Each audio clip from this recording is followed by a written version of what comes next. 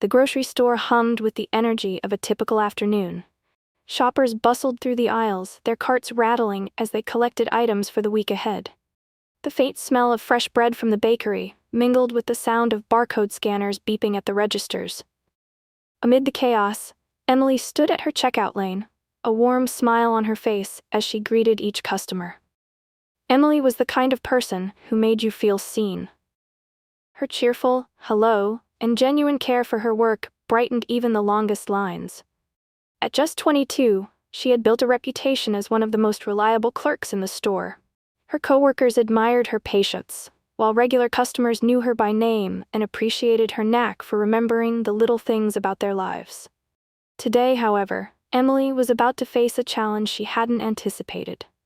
Karen, a frequent yet dreaded presence, had arrived. Karen was known for her sharp tone, impossible demands, and tendency to cause a scene when things didn't go her way. With perfectly coiffed hair and a perpetual scowl, she strode into Emily's line, her cart overflowing and her attitude already brewing. The stage was set for a showdown. Karen pushed her overstuffed shopping cart into Emily's lane with an air of impatience, already tapping her manicured nails against the cart handle. Emily greeted her with a bright smile, as she always did. "Good afternoon. Did you find everything okay?" she asked cheerfully.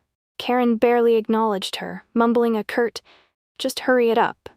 Emily began scanning the items carefully, ensuring each one was properly bagged to avoid damaging the delicate produce. It didn't take long for Karen's impatience to surface. "Do you have to go so slow? Some of us have things to do, you know," she snapped, crossing her arms tightly. Emily kept her composure, offering a calm reply. "I'll do my best to be quick while taking care of your items." Karen rolled her eyes and let out an exaggerated sigh. "Maybe they should hire people who can actually do their job," she muttered, loud enough for others in line to hear. Despite the sting of the comment, Emily remained professional, scanning and bagging as efficiently as she could. Her hands trembled slightly, but she kept her smile intact, determined not to let Karen's hostility ruin her focus. However, the tension was palpable, and the scene had only just begun. As Emily scanned Karen's final item, Karen handed over a crumpled coupon. Emily inspected it and realized it had expired the previous week. "I'm sorry, ma'am," she said gently. "This coupon expired last Monday. I won't be able to apply it." Karen's eyes narrowed and her lips curled into a sneer. "Are you kidding me?" she snapped. "You're telling me you can't honor it? Unbelievable."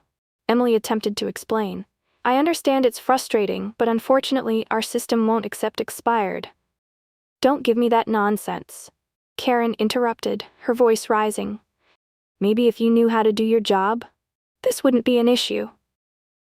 Heads turned as Karen's tone grew louder and sharper. A few customers shuffled uncomfortably, glancing at Emily with sympathy. Emily took a deep breath, trying to keep her composure.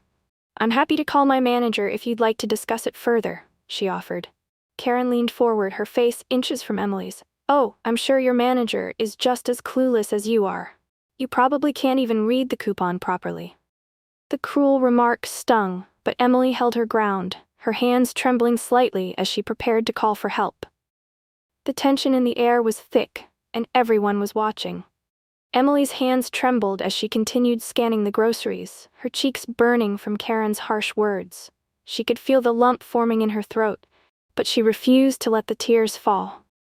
Crying here, in front of customers, would only give Karen the satisfaction she seemed to crave. For Emily, this job wasn't just about earning a paycheck. It was her lifeline. After her father's unexpected layoff, she had taken on extra shifts to help her family cover bills. Late nights at the store and early mornings at her college classes had become her norm. She was exhausted, but she kept pushing forward, determined to be the support her family needed. As Karen's tirade continued, Emily bit her lip to keep her composure. Nearby customers whispered among themselves, stealing glances at the scene. Some looked sympathetic, others uncomfortable, but none of them stepped in. "She doesn't deserve this," one customer murmured quietly, but the words didn't carry far enough to change anything. Emily forced herself to smile faintly, despite the sting of Karen's insults echoing in her ears. She focused on finishing the transaction. each beep of the scanner feeling heavier as she fought to maintain her professionalism in the face of mounting humiliation. The rising tension caught the attention of Mr. Harris, the store manager. From his vantage point near the customer service desk, he noticed the growing crowd and heard Karen's raised voice.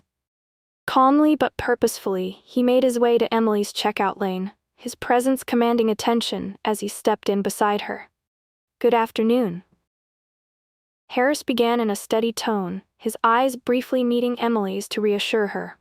"I couldn't help but notice there's an issue here. Is there something I can help with?" Karen spun around to face him, her expression a mix of irritation and defiance. "Yes, you can teach your staff some basic skills. This girl doesn't even know how to process a simple coupon." Emily opened her mouth to respond, but Mr. Harris raised a hand gently, signaling her to let him handle it.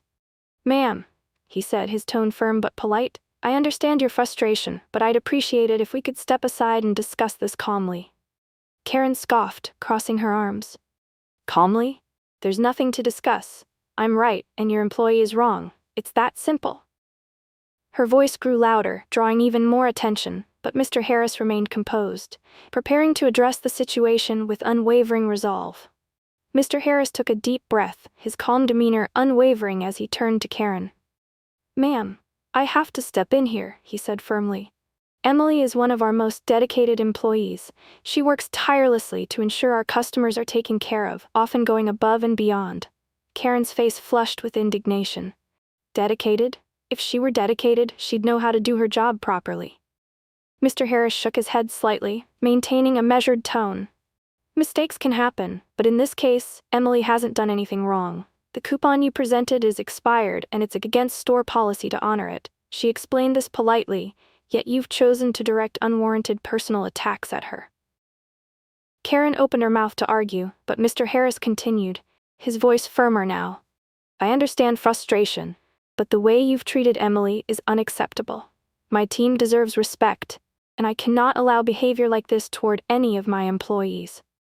The store had fallen silent. Nearby customers exchanged approving glances, and a few nodded in agreement. Karen's confidence began to falter as she realized the growing tide of support for Mr. Harris. Her words stumbled, and she quickly turned away, her indignation deflating under the weight of the crowd's silent judgment. Karen stood frozen for a moment, her face flushed with a mix of anger and embarrassment. The weight of Mr. Harris's words, combined with the silent judgment of the customers around her, began to sink in. She glanced at Emily, who was still standing quietly at the register, her professionalism unwavering despite the ordeal. For the first time, Karen noticed the exhaustion in Emily's eyes and the slight tremble in her hands. The realization hit her like a wave. She had let her impatience and entitlement lead her to mistreat someone who had done nothing wrong. Karen's defiance wavered. She shifted uncomfortably, her gaze darting around the store as she avoided the disapproving stares of the other shoppers. "Fine," she muttered under her breath, her tone clipped but quieter now. "I didn't mean to. It's just been a long day." It wasn't much of an apology, but it was all Karen could muster. Without waiting for a response, she grabbed her cart and stomped toward the exit, her head held high, but her steps hurried. As the automatic doors slid closed behind her, the tension in the store began to ease.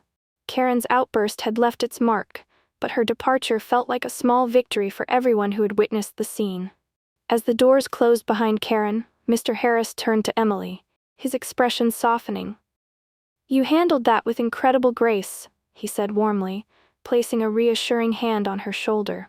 "I'm proud of you, Emily. Not everyone could stay as calm and professional as you did." Emily finally allowed herself a deep breath, her shoulders relaxing slightly. "Thank you, Mr. Harris," she said quietly, her voice tinged with emotion. "I was just trying to do my job." Before she could say more, a middle-aged woman from the next line stepped forward. "You did great, sweetheart," she said with a kind smile. "Don't let people like that get to you. Most of us really appreciate how hard you work." Another customer chimed in, "That was tough to watch, but you kept your cool. Good for you." One by one, others nodded in agreement, some offering words of encouragement, others simply smiling at Emily as they walked past. Emily felt her eyes welling up, but this time with gratitude. She looked at Mr. Harris, who nodded as if to say, See, they know. In that moment, she felt an overwhelming sense of relief, not just for surviving the ordeal, but for knowing she was supported and valued. As the day wound down and the store quieted, Emily found herself replaying the incident in her mind. The sting of Karen's words still lingered, but so did the kindness of Mr. Harris and the supportive customers who had rallied behind her. Sitting in the break room, Emily allowed herself a moment of reflection. She realized how easily she could have let anger or frustration take over, but instead, she had chosen kindness and professionalism. Despite Karen's cruelty, she had stayed true to her values, and in the end, it had made all the difference. Emily thought about how Mr. Harris had stood up for her without hesitation, showing that leaders could protect their teams with dignity and fairness. She smiled, recalling the kind words from strangers who reminded her that there was more good in the world than bad. The day's events had been tough, but they had also reinforced something important: how we treat others matters.